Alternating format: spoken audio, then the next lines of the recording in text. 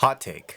I dislike JWK Tactiles, but I'm pleasantly surprised by the Emogogos.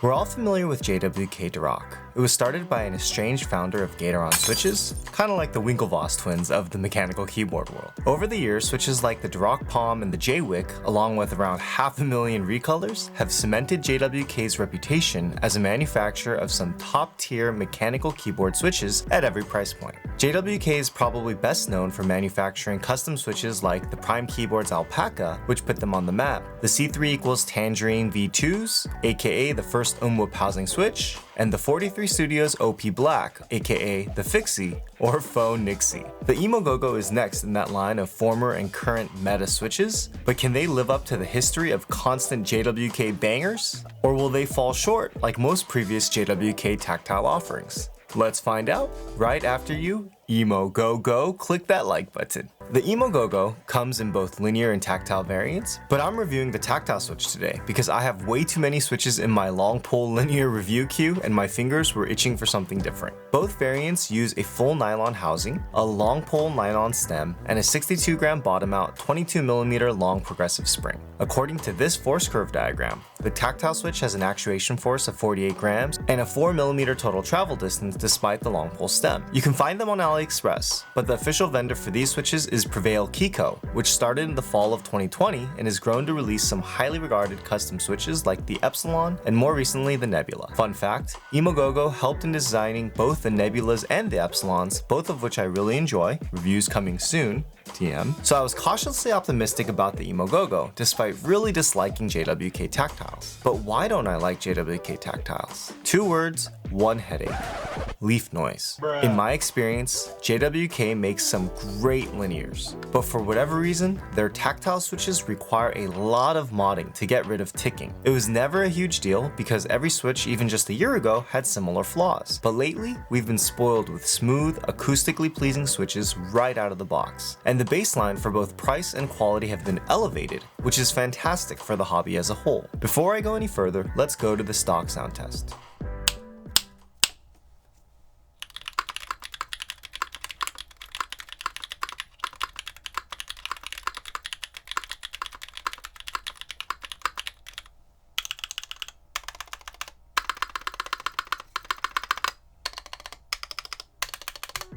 These switches sound and feel great stock, although in typical JWK fashion, there was a tiny bit of leaf noise that led to a slightly crunchy sensation on some of the switches while typing. Now you can lube the back of the leaf to reduce leaf noise, but I normally recommend ordering a few more switches than you need for your build so you can sort out the worst offenders. That being said, I really enjoyed the overall sound and feel of the Emogogos. The tactile bump is marketed as being similar to a Boba or a Zelio V2, and it felt like a D bump with minimal pre-travel, although I think that has more to do with the progressive spring and the long pole stem. The tactility does remind me a bit of some of the larger bump switches like the Anubis and the Boba U4T. I'm loving the lighter actuation force, which allows me to keep my words per minute up while still getting that tactile feedback while typing.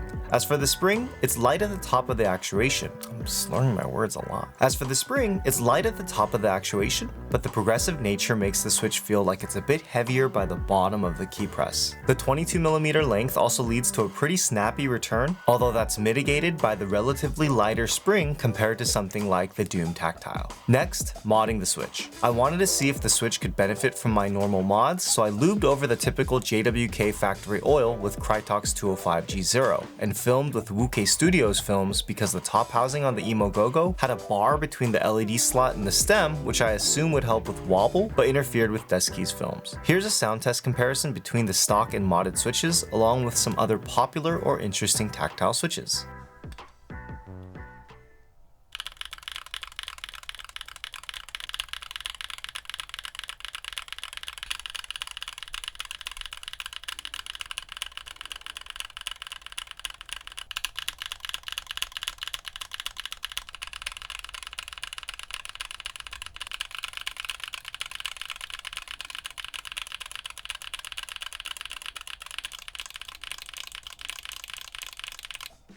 Overall, I'm really pleased by the sound and feel of the Emogogo Tactiles. I wouldn't recommend filming these because the housings are pretty tight, as seems to be the case for a lot of the more recent tactiles. Filming them actually introduces a bit more spring and leaf noise. This is pure speculation, but I think there are two possible reasons for this. First, I'm assuming that when switch designers design their stem molds, they use a certain angle, and filming the switch could possibly change the geometry between the stem and the leaf, which introduces more noise. The second, and probably more likely reason, is because filming the switch slightly separates the top and bottom housings, and that could introduce more resonance in the switch, which exacerbates the noise, especially spring ping. Now, I can't be sure that either of those is the reason, but I have noticed with a lot of these newer, tighter tolerance switches that filming actually leads to more spring noise in general. Like I said, those are my guesses as to why that happens, but I'd love to hear from you if you have any other thoughts in the comments below. Getting back to the Emogogos, they hold up well against a lot of the other meta tactiles, and the custom mold from Emogogo, along with the advanced tactile Chosfox Voyager, shows that JWK is capable of manufacturing a solid tactile switch while mitigating the flaws found in most of their older tactiles. Now it's time for the good, the bad, and the ugly. First, the good. If you enjoy the sound signature, which are definitely on the lower side of the Thock clack spectrum,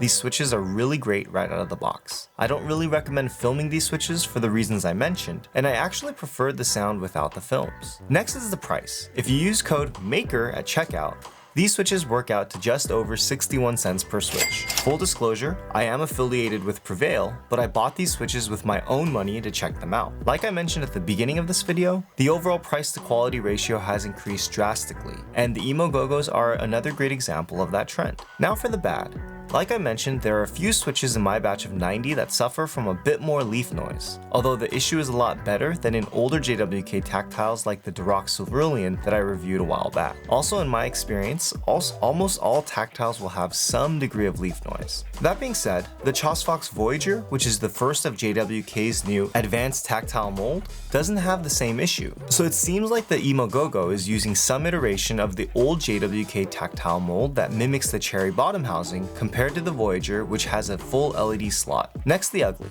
I think the Emogogos are a very solid performer at the price range. However, like I've been saying, there are so many new switches being released at this price point, so the little things really matter in a way they didn't a few years ago. I think the weak point in this switch is the factory lube, which is too thin to create the deeper sound signature that many of us look for when lubing switches, so that requires lubing them again. The big companies like JWK and Gatoron aren't going to start hand lubing with 205G0 because some guy in his garage tells him to, but hey, a man can dream.